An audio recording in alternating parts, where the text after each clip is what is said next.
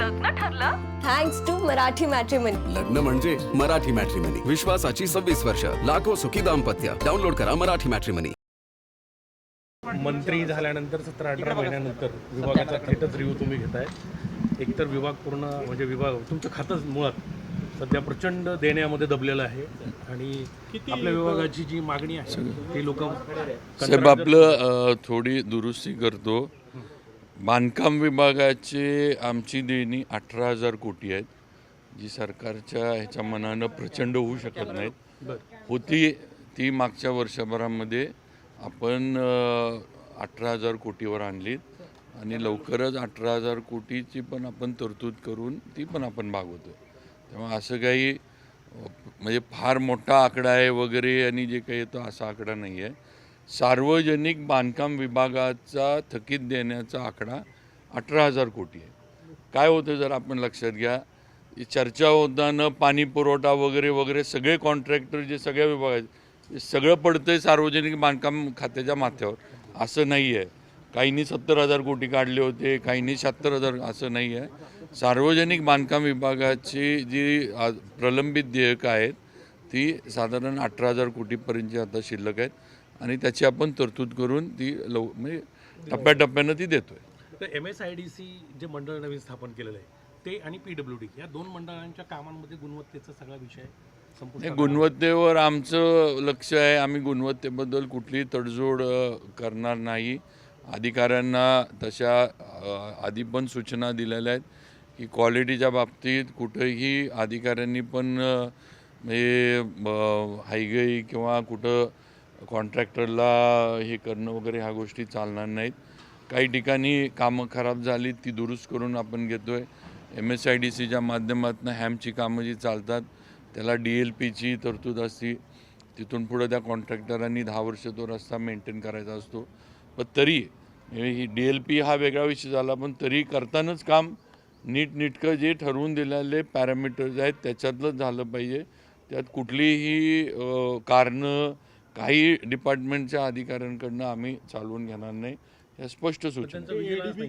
नाही, व्हिजिलन्सकडनं पण आपण आता इथल्या पण आपण मराठवाड्यातले जे हॅम 1 हॅम 2 जे पूर्वी प्रोजेक्ट झाले त्याचा आता आम्ही रिपोर्ट व्हिजिलन्सकडनं पण मागवतो आहे किंवा कुठली कामं एजन्सी वाईज काय त्याची स्थिती आहे काय नाही, आणि सगळ्यांचा रिपोर्ट हे करून व्हिजिलन्स असेल आणि CA असतील या सगळ्यांनी रिपोर्ट 1 महिन्याच्या आत आम्हाला द्यावा किंवा कामं पूर्ण आहेत नाही आहेत.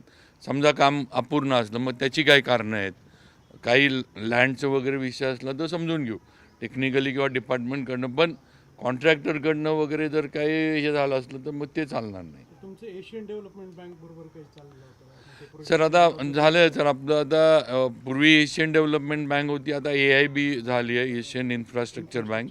त्यांच्याकडनं आपल्याला आता 1500 किलोमीटरचे साधारण रस्त्यांना फर्स्ट फेजमध्ये आपल्याला फायनान्स मिळालं आहे आणि लवकर फक्त आता ह्यावेळेला जर CM साहेबांच्या ज्या आम्हाला सूचना आहेत की त्यांचं म्हणणं आहे की आता रस्ते घेताना काहीतरी एक म्हणजे थीम ठेवून रस्ते घेतले पाहिजेत. म्हणजे एअरपोर्ट्स जोडणं, ड्रायपोर्ट्स जोडणं, तुमचं टुरिझम वाढण्यासाठी टुरिस्ट जे काही प्लेसेस आपल्या राज्यातल्या आहेत त्या जोडणं, 2 हायवे जोडणं ज्याची कनेक्टिव्हिटी वाढेल, किंवा आता समजा वाढवण बंदराचं काम आता एवढं आहे तर त्या पोर्टला कनेक्टिव्हिटी कशी देता येईल अशा पद्धतीनं कामं घ्यायची अशा आमच्या सूचना आहेत. तसं आम्ही शॉर्टलिस्ट केलं आहे. आपण कोर रोड नेटवर्क तयार केला आहे राज्याचा. अमृतकाल म्हणजे 2047पर्यंत आपण रोडची अमृतकाल योजना तयार केली आहे आणि त्याच्यातनंच आपण आता ही कामं जी आपण घेणार आहे ती त्याच्यातनंच घेणार आहे. पूर्वी कसं होत होतं सर, थोडं मी पक्षाचा आमदार आहे म्हणून माझं काम म्हणजे गरज आहे नाही एक असं होत होतं हे. पण आता ह्यावेळेला CM साहेबांचं असं करायचं नाही. 1 ट्रिलियन इकॉनॉमी महाराष्ट्र राज्याची वाढण्यासाठी आपल्या रस्त्यांचा हातभार त्या इकॉनॉमीमध्ये लागला पाहिजे आणि त्याप्रमाणेच ज्या रस्त्यांमुळं इकॉनॉमी आपली हे होईल म्हणजे लोकांची सोय तर झालीच पाहिजे, पण त्याचबरोबर राज्याच्या इकॉनॉमीत भर पडेल अशी कामं घ्यायची. आपल्या शहराचा छत्रपती संभाजीनगरचा एक म्हणजे ॲम्बिशियस प्रोजेक्ट आता गव्हर्नमेंटमध्ये मुख्यमंत्र्यांनी डिक्लेअर केला आहे बजेटमध्ये, अखंड उड्डाणपुलाचा.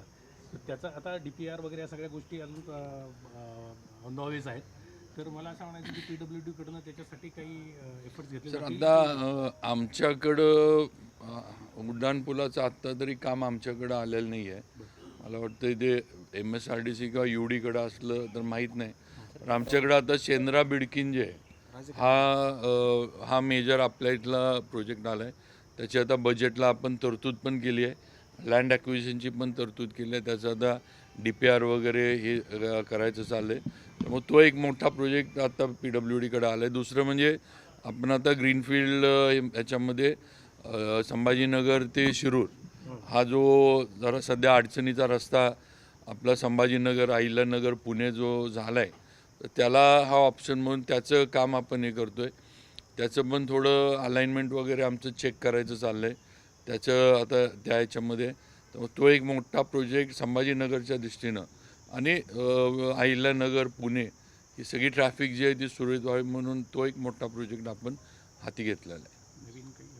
नाही बाकी काय नाही, बाकी रुटीनची जसं रेग्युलर कामं चालूच आहेत. बांधकामांची चालू आहेत बऱ्यापैकी. म्हणजे आपण जे सुरुवातीला देयकाचं म्हटलं तर बांधकामाच्या ह्याच्यातली बऱ्यापैकी आपण जे काही प्रलंबित होते ते क्लिअर पण केलेत. तर मग तसे देयकांबद्दल काय अडचणी फार काय राहणार नाहीत. कॉन्ट्रॅक्टरांनी घाबरून जाऊ नये माझी सगळ्यांना विनंती. नाही ते आता थोडं ते चालू असतं सगळं मान्य आहे.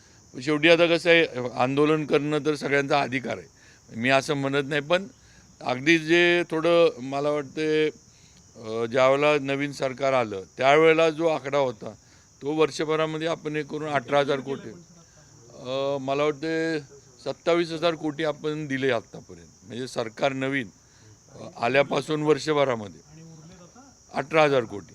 लग्न ठरलं थँक्स टू मराठी मॅट्रिमनी. लग्न म्हणजे मराठी मॅट्रिमनी. विश्वासाची 26 वर्ष. लाखो सुखी दाम्पत्य. डाउनलोड करा मराठी मॅट्रिमनी.